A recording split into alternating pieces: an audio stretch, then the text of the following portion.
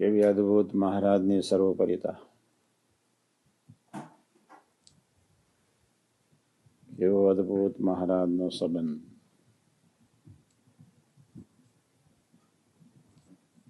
કેવો અદ્ભુત મહારાજનો મહામંત્ર સ્વામિનારાયણ.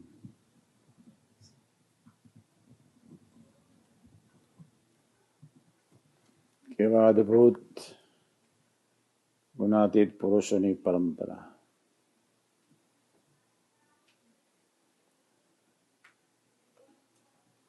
કેવો ભયંકર અને કરુણાથી ભરપૂર માનવ આત્માઓના હૃદયાર્થે ગુણાતીત પુરુષે વેઠેલો ભીડો.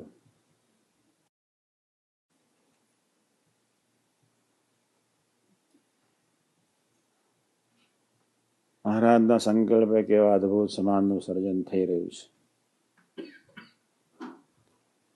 આટલો જ વિચાર કરીએ,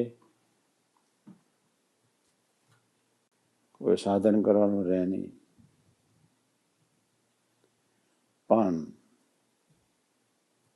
અનંતકાળના ઇન્દ્રિયો અંતકરના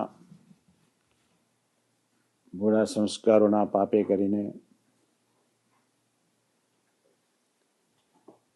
એક ધારો મહિમા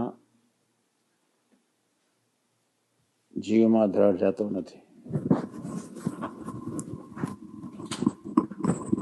એટલા જ માટે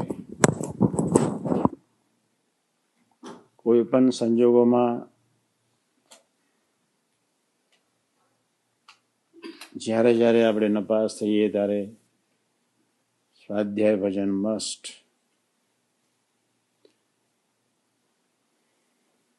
ભજન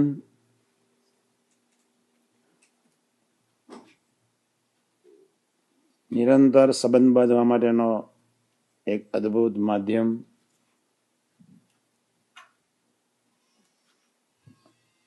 તો અદ્ભુત મહામંત્ર આપી દીધો.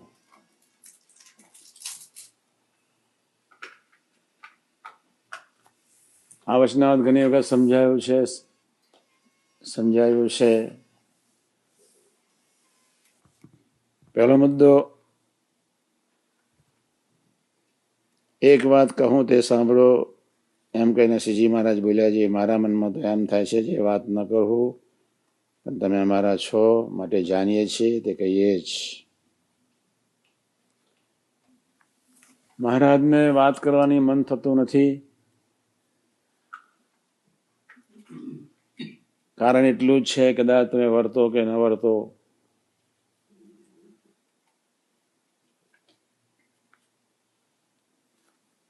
કોઈક શંકા પ્રભુને આપણા તરફથી છે જ.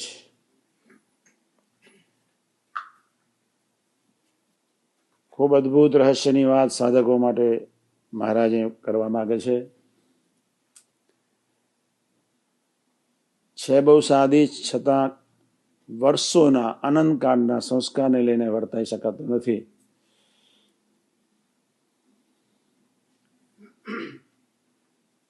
એટલે પ્રભુને શંકા રહી કે ન કરવું, કરવું કે ન કરવું.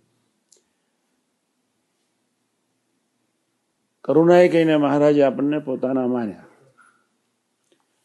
પોતાના માન્યા એટલે મહારાજ કે તમે અમારા છો, અમે તમને પોતાના માનીએ છીએ, એટલે વાત કરવી છે. આ શબ્દો આપણી સાધના માટે બહુ સંપૂર્ણ છે. મહારાજ આપણને પોતાના માને છે, બહુ થઈ ગયું.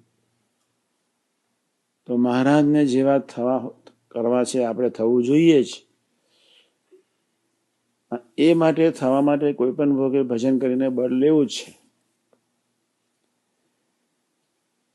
બળ અને ઓજસ પ્રગટાવવા માટેનો એક જ માર્ગ ભજન અને સ્વાધ્યાય.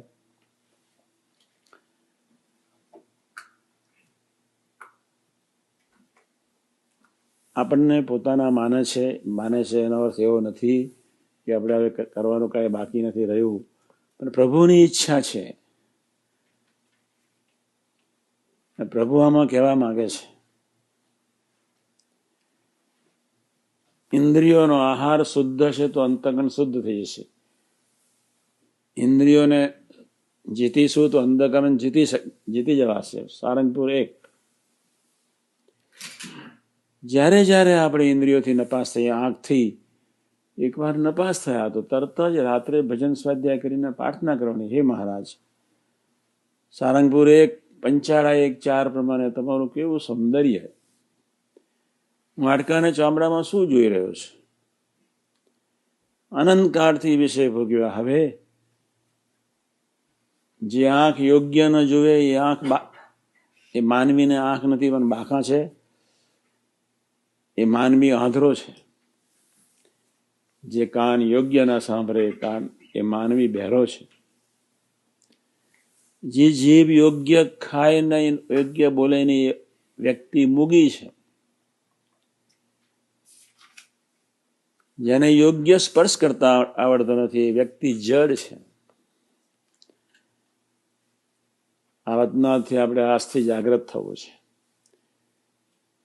આગળ મહારાજ કહે છે, આ વાત છે તે સમજીને તે જ પ્રમાણે વર્તે તે જ મુક્ત થાય છે.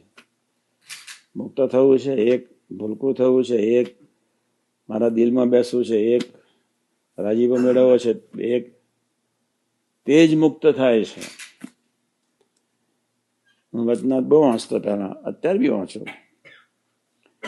15 વર્ષે એકવાર તો પારાયણ કરવાનું જ. આ વચનાથમાં મહારાજે એટલો આગ્રહ રાખ્યો છે. આમ તો 262 વચનાથમાં ટોપમાં ટોપ વચનાથ મધ્ય 13. અને સાધકો માટે ભગવાને સૌથી વધારે અપેક્ષા રાખી હોય એવું વચનાથ હોય તો પ્રથમ 18. આ દેશમાં તો કેટલા જાગ્રત રહેવું પડે. બેકાર વ્યક્તિના હાથમાં અમે એક અખતરો કરેલો, પછી કહું છું, આ થોડું પતી જાય એટલે. તે જ મુક્ત થાય છે. ભૂલકું થવું છે તો કોઈ માર્ગ જ નથી, એક જ માર્ગ છે. પ્રથમ 18, એને અનુરૂપ પ્રથમ 26, એને અનુરૂપ સારંગપુર 1, પંચાળા 1, 4, એને અનુરૂપ મધ્ય 2, એને અનુરૂપ લોયા 16. જ્યાં જ્યાં વિષય ખંડનની વાત આવી છે એ વચનાથ આને અનુરૂપ કહેવાય, પણ પ્રભુએ આને એ રીતે સમજાયું છે. દરેક આત્માના સંસ્કાર અલગ છે. એટલે જેને જોશો એનું રિએક્શન ખોટું આવવાનું છે જ. એના કરતા નીચી દ્રષ્ટિ રાખીને ચાલી જવું સારું. મેં તારા તરફ જોયું, એનું ભેગું થયું. ગમે તેટલું જ્ઞાન પ્રાપ્ત કરો, ગમે તેટલું વાંચો, પંડિત થઈ જાઓ, વિદ્વાન થઈ જાઓ, હજારોને શાસ્ત્રાર્થમાં હરાવી શકો એવી શક્તિ આવી જાય, મહારાજ કે તોય મુક્ત ન થાય. તોય મુક્ત એનો અર્થ એવો નથી ન ભરવું એવું નથી કહેતા મહારાજ. અને મહારાજ કે આટલો અભ્યાસ કરો છતાં બી, ધરતી માત્રના શાસ્ત્રો વચ્ચે નાખો છતાં બી, ઇતિહાસ આદિક, ભારત આદિક, બધા ઇતિહાસ અને એથી વધારે વગેરે, એમ આદિક એટલે વગેરે, આ મર્મથી વાતો લખી છે. તો પ્રભુ તો આપણે જે વાત ધારીએ તે વાત કરે. કેટલી નાની ઉંમરે કાશીના સભામાં સભા જીતેલી શાસ્ત્રોની.